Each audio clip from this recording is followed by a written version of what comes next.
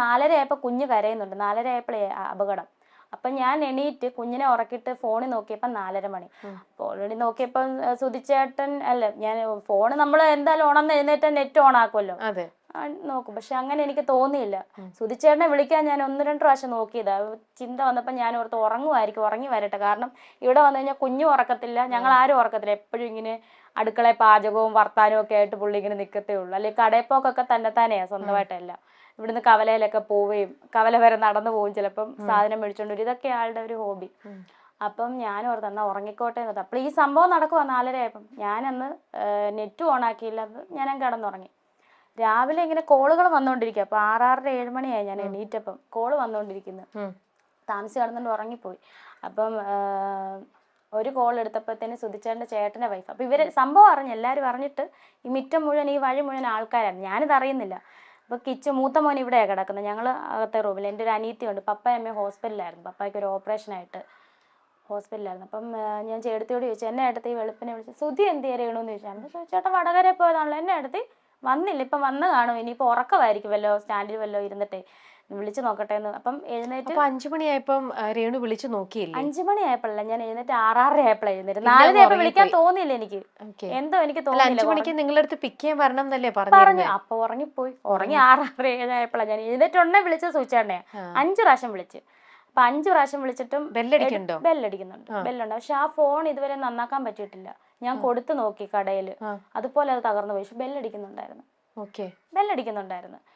അപ്പം എനിക്കൊന്ന് ഡിസ്പ്ലേ പോയി കാണും, ബെല്ലടിക്കുന്നുണ്ട്, പക്ഷെ എടുക്കുന്നില്ല ആരും. അപ്പൊ എനിക്ക് ഡൗട്ടൊന്നും അടിച്ചില്ല. നമുക്ക് അങ്ങനെ തോന്നും, നമ്മുടെ ആള് മരിച്ചു പോകും, നമ്മൾ ഓർക്കുമോ, ഇനി എന്തുവാ ഇത് സംഭവം എന്ന് പറഞ്ഞപ്പോഴാണ് ഇങ്ങനെ കോള് വരുന്നത്. അപ്പൊ ഞാൻ എഴുന്നേറ്റ് ഇവിടെ വന്ന് തിണ്ണേ വന്നോണ്ട് വേറൊരു കോള്, ചേച്ചി വാർത്തക്കകത്ത് ശരി. അപ്പൊ എന്റെ വിചാരം, പണ്ട് നമ്മുടെ കൊറോണ ടൈമിൽ ഒരു ഫേസ്ബുക്കിൽ ഒരു ഇഷ്യൂ വന്നായിരുന്നു സുചേട്ടന്, ഒരു സാമ്പത്തികമായിട്ടുള്ള കടത്തിന്റെ പ്രശ്നമൊക്കെ വന്നായിരുന്നു ആ കൊറോണ ടൈമിൽ. ഇനി അത് വല്ലതും ആണോ വാർത്തക്കകത്തെന്ന് ഞാൻ ചോദിക്കുക.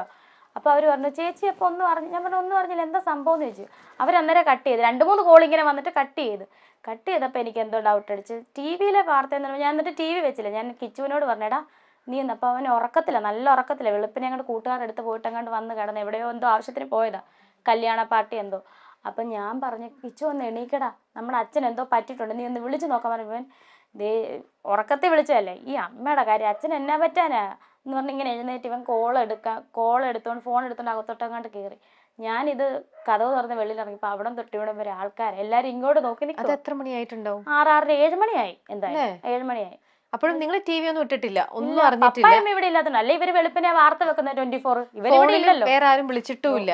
വിളിച്ചോണ്ടിരിക്കുന്നുണ്ട്, നമ്മൾ അറിയുന്നില്ല. ഞാൻ മിസ് കോൾ ഇങ്ങനെ വന്നിട്ടുണ്ടെങ്കിൽ തന്നെ സംഭവം നമുക്ക് അറിയത്തില്ല. അപ്പൊ ഒരു കോളും എടുത്തിട്ടുമില്ല? 2-3 കോൾ എടുത്ത്. ചേടത്തി, ഞാൻ പറഞ്ഞില്ല, ചേടത്തി വിളിച്ച കോൾ എടുത്ത്. അവരാരും ഒന്നും പറഞ്ഞിട്ടുമില്ല, അവർക്ക് മനസ്സിലായി ഞാൻ അറിഞ്ഞിട്ടില്ലെന്ന്. വെളിയിൽ ഇറങ്ങിയപ്പോ ആൾക്കാർ. അപ്പൊ ഞാനിങ്ങനെ നിൽക്കുക, എന്തോ സംഭവം എന്ന് ചോദിക്കുന്നില്ല. അപ്പം ചോദിക്കുവാ ഞാനിങ്ങനെ. അപ്പം ഇപ്പുറത്തും ഒരു അമ്മച്ചി ഓടി വന്നില്ല, രേണു ഒരു ചെറിയൊരു അപകടം പറ്റി സുധിയൊക്കെ വന്നപ്പോഴേ, വിനുവടിമാരിയൊക്കെ ഉണ്ടായിരുന്നു, മഹേഷും ഒക്കെ ഉണ്ടായിരുന്നു, ചെറിയൊരു അപകടം. സുധീർ എന്തോ കയ്യോ കാലോ കണ്ട്. അപ്പം എനിക്ക് കയ്യോ കാലോ ഉടനെ ഇങ്ങനെ ആൾ വരുമോ. അപ്പം ഞാൻ ഇവരോടെല്ലാം ചോദിക്കുന്നത്, സുചേട്ടൻ എന്തായാലും സുചേട്ടൻ ഉണ്ടോ ഇല്ലയോ അത് മാത്രം പറഞ്ഞാൽ മതി. കാരണം എനിക്ക് സുചേട്ടൻ ഇല്ലാണ്ട് പറ്റത്തില്ല, ചിന്തിക്കാനേ പറ്റുന്നില്ല. പുള്ളിയോട് സംസാരിക്കാണ്ട്, അല്ലാതെ 5 വർഷമായിട്ട് അങ്ങനെയായിരുന്നു ഞങ്ങൾ. പുള്ളിയോട് മിണ്ടാണ്ട് എനിക്ക് പറ്റത്തില്ല, ഉണ്ടോ ഇല്ലയോ. അപ്പം ആരും ഒന്നും മിണ്ടുന്നില്ല. ഈ വീട് തൊട്ട് ആ വീട് വരെ ഞാൻ തിരക്കുന്നുണ്ട്, ഓരോരുത്തരുടെ വീടിൻ്റെ വാതിൽ സുചേട്ടൻ ഉണ്ടോ, ആളുണ്ടല്ലോ അല്ലേ, ആരും ഒന്നും മിണ്ടുന്നില്ല. ഞാൻ ഈ കിണറ്റുകരെ വന്നങ്ങ് ഇരുന്ന്. അപ്പം എനിക്ക് തോന്നുന്നത് ഐശ്വര്യനെയാന്ന് തോന്നുന്നു അയച്ചേക്കുന്നത് പറയാൻ വേണ്ടിയിട്ട്. ഐഷു ഇല്ലേ, സ്റ്റാർ മാജിക്കിലെ ഡാൻസർ. അപ്പം ഐശ്വര്യയും ഫാമിലി അവിടം വരെ പകുതി വന്നപ്പോൾ ആൾക്കാരെ തടഞ്ഞു വെച്ച്, അവൾ അറിഞ്ഞിട്ടില്ലെന്ന് പറഞ്ഞു. അപ്പം അവരവിടെ നിൽപ്പുണ്ടെന്ന് തോന്നുന്നു, 24-ന്റെ ക്യാമറ എല്ലാം അവിടെ നിൽപ്പുണ്ട്. അപ്പം ഞാൻ ഈ കിണറിൻ്റെ അവിടെ ഇങ്ങനെ ഇരുന്നപ്പോൾ ഒരു കുട്ടി, അപ്പുറത്തെ വീട്ടിലൊരു കുട്ടി, അപ്പുറത്തെ സ്ഥലത്തിലെ ഒരു കുട്ടി ഓടി വന്നതിനോട് ചോദിച്ചു, ചേച്ചി ബോഡി ഇങ്ങോട്ടാണോ കൊണ്ടുവരുന്നത് കൊല്ലത്തോട്ടാണോ എന്ന്. സത്യം പറഞ്ഞാൽ അപ്പോഴാണ് ഞാൻ അറിയുന്ന ആൾ പോയെന്ന്. ഒരുമാതിരി ഒരു കിളി പോയ പോലെ ആയിപ്പോയി തലേന്ന്. ഇങ്ങനെ ഇരിക്കുമോ, അനങ്ങുന്നില്ല. സുധിച്ചേട്ടൻ മരിച്ചെന്നോ, നമ്മൾ സ്വപ്നത്തിൽ കരുതുമോ സുധിച്ചേട്ടൻ മരിച്ചെന്ന്. നടനും മിമിക്രി കലാകാരനുമായ കൊല്ലം സുധി മരണപ്പെട്ടതിന് ശേഷം കടുത്ത സൈബർ ആക്രമണമാണ് താരത്തിന്റെ ഭാര്യ രേണു നേരിട്ടത്. സോഷ്യൽ മീഡിയയിൽ രേണു റീലുകൾ ചെയ്യുന്നതും പോസ്റ്റുകൾ പങ്കിടുന്നതും ഒക്കെ ചില സദാചാരക്കാർക്ക് ദഹിക്കാതെയായി. അങ്ങനെ വലിയ വിമർശനങ്ങളും വിവാദങ്ങളും ഒക്കെ ഉണ്ടായി. രേണു ഒരു ചിത്രം പങ്കിട്ടാലോ ഒരു സ്റ്റാറ്റസ് പങ്കിട്ടാലോ അങ്ങനെ എന്ത് സംഭവം പങ്കിട്ടാലും അതിനെതിരെ കടുത്ത രീതിയിൽ വിമർശനങ്ങൾ ഉണ്ടായി തുടങ്ങി. എന്നാൽ ഇതിനെല്ലാം നല്ല മറുപടിയോടെയാണ് രേണു പലപ്പോഴും പ്രതികരിച്ച് രംഗത്തെത്തിയിട്ടുള്ളത്. ഒരു സ്ത്രീ എന്നും കരഞ്ഞിരുന്നാൽ അയ്യോ എൻ്റെ ഭർത്താവ് മരിച്ചു അല്ലെങ്കിൽ എൻ്റെ ഭർത്താവ് ഉപേക്ഷിച്ചു എനിക്ക് ഇങ്ങനെ സംഭവിച്ചു എന്നൊക്കെ പറഞ്ഞ് കരഞ്ഞിരുന്നാൽ എല്ലാവർക്കും സന്തോഷമാകും. എന്നാൽ അങ്ങനെ അല്ലാതെ സന്തോഷത്തോടെ തനിക്ക് ഇഷ്ടമുള്ള കാര്യങ്ങൾ ചെയ്ത് ജീവിതം മുന്നോട്ട് കൊണ്ടുപോകാൻ നോക്കിയാൽ അതാർക്കും ഇഷ്ടമില്ലാതാകും. എന്തിനാണ് ഈ സമൂഹം ഇങ്ങനെ ചെയ്യുന്നത്? ഇപ്പോൾ എനിക്ക് ഭർത്താവിനെ നഷ്ടപ്പെട്ട് ഞാൻ വിഷമിച്ചിരിക്കുകയാണ്. അപ്പോൾ എന്നെ കൈപിടിച്ച് എൻ്റെ സന്തോഷങ്ങളിലൂടെ മുന്നോട്ട് കൊണ്ടുവരാനാണല്ലോ എല്ലാവരും ശ്രമിക്കേണ്ടത്.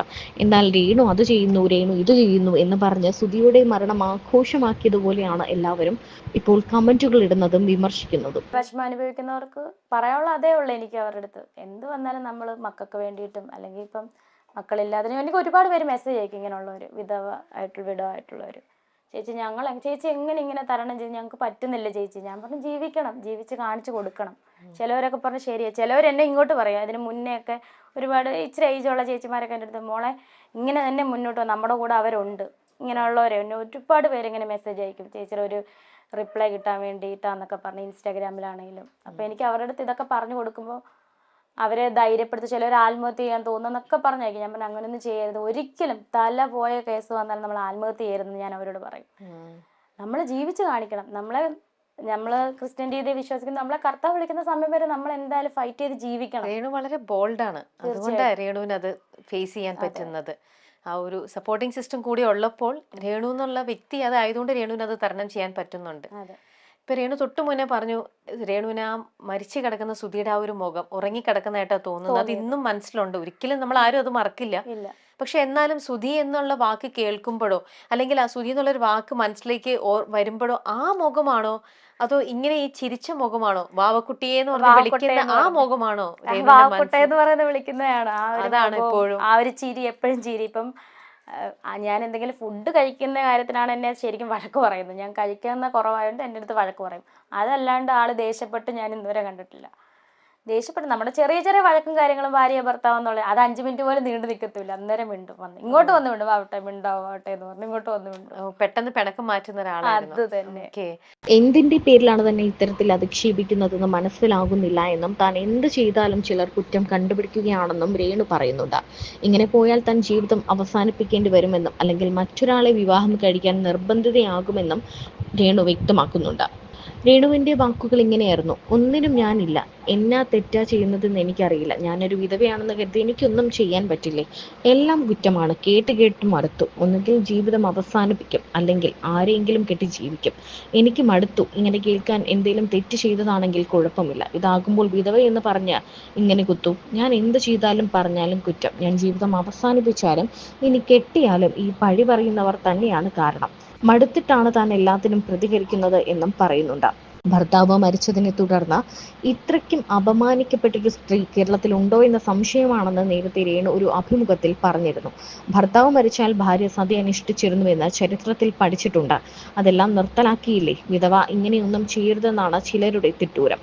എനിക്ക് സന്തോഷം നൽകുന്നതാണ് വീഡിയോ ചെയ്യുന്നത്, സുധിച്ചേട്ടനും ഇഷ്ടമായിരുന്നു, ഞങ്ങൾ സന്തോഷത്തോടെ ജീവിക്കണമെന്നായിരുന്നു അദ്ദേഹത്തിന്റെ ആഗ്രഹം, അതുപോലെ സന്തോഷത്തോടെ ജീവിക്കാനാണ് താൻ ശ്രമിക്കുന്നത് എന്നാണ് രേണു പറയുന്നത്. ഇപ്പോൾ നാടകത്തിലും സിനിമയിലും എല്ലാം രേണു സജീവമായി എത്തി തുടങ്ങിയിരിക്കുകയാണ്. ജീവിതത്തിലേക്ക് സന്തോഷത്തോടെ തനിക്ക് ഇഷ്ടമുള്ള കാര്യങ്ങൾ ചെയ്ത് തിരിച്ചു വരികയാണ് രേണു എന്ന്.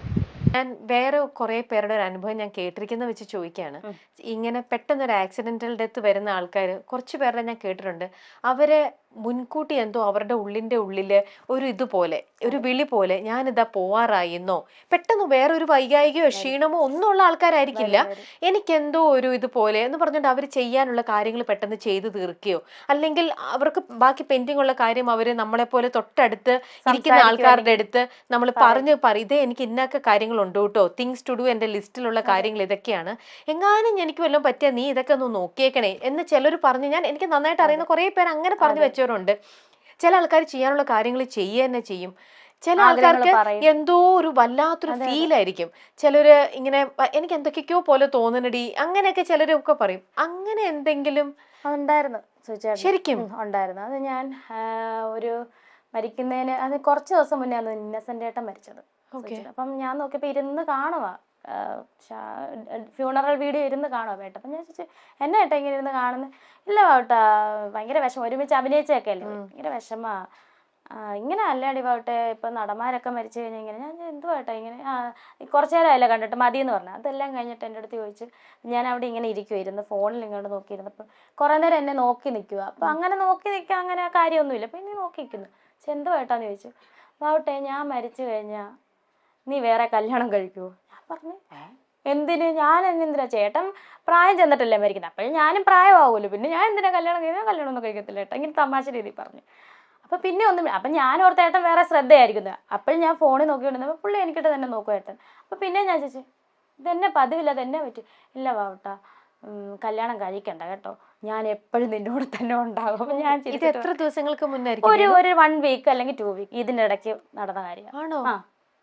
ഈ റൂമിൽ വെച്ചിട്ട് പറഞ്ഞ കാര്യം. അപ്പം ഞാനത് പലരിടത്ത് പറഞ്ഞിട്ടുണ്ട്. അപ്പം ഞാൻ പറഞ്ഞു, അപ്പം എന്നോട് പറയാം കല്യാണം കഴിക്കണ്ട കേട്ടോ, പാവട്ട കല്യാണം കഴിച്ചാൽ എനിക്ക് ഭയങ്കര വിഷമമാണ്. ഞാൻ പറഞ്ഞു ഇല്ല ഏട്ടാ, കല്യാണം കഴിക്കത്തില്ല എന്ന്. പിന്നെ എന്നോട് ചോദിക്കുക അന്നാ പാവട്ട ചെറുപ്പമല്ലേ, ഞാൻ കാരണം അങ്ങനെ ഒന്ന് ജീവിതം നശിപ്പിക്കട്ടെ, കല്യാണം കഴിച്ചു. ഞാൻ പറഞ്ഞു ഓടിച്ച്, ഞാൻ പറഞ്ഞു പൊക്കോ എന്നിട്ട് ഇനി ഇങ്ങനെ പറഞ്ഞേക്കല്ലെന്ന് പറഞ്ഞു വഴക്ക് പറഞ്ഞ് ഞാൻ വിട്ട്.